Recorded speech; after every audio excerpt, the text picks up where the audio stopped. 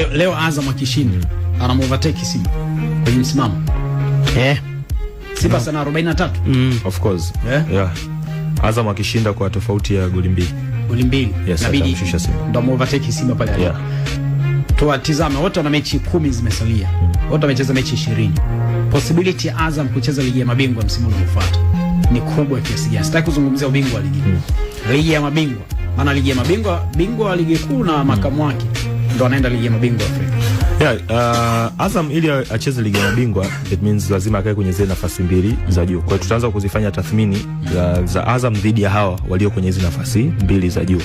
Nikianza na Azam kwa Yanga, gap ni kubwa sana.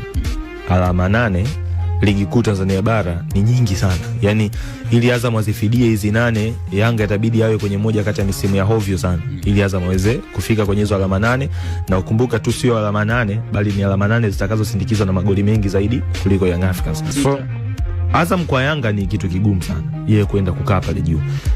Hoja itakuja labda Azam kwa Simba. Sasa mpaka sasa hivi tofauti ni alama 3 ambazo hizi alama 3 ana uwezo wa kuzifukuzia.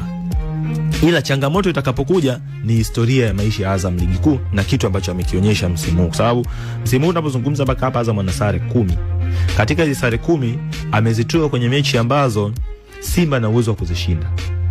Mechi ambazo ukienda Simba akienda kucheza nazo kwa dakika 90 ana uwezo wa kuzifidia akaongeza ile gap lake pale juu. Kwa hiyo Azam bado ana wastani wa kudondosha alama. Mimi nawakia kwenye 10 ambazo Azam amebaki nazo, nikianza na ya leo bado kuna mechi nyingine hapa 4 ambazo Azam ana uwezo wa kudondosha alama. Ukimtazama Simba anaweza kudondosha alama kwenye mechi ngapi katika hizi 10 zilizosalia? Hapa ndipo ambapo utakuja kuona utofauti wa wawili. Kwa sababu Simba utamzungumza labda kwenye mechi ya Black Stars. Black Stars msimu nayo hayupo kwenye kiwango cha juu. Black Stars sasa hivi amekuwa ni timu ambayo ina struggles nyingi sana. Kwa hiyo hapa Simba bado kwenye kila mechi alizobaki nazo katika hizi 10 Simba anaingia akiwa na wastani almost 70% mpaka 80 ya kuondoka na alama.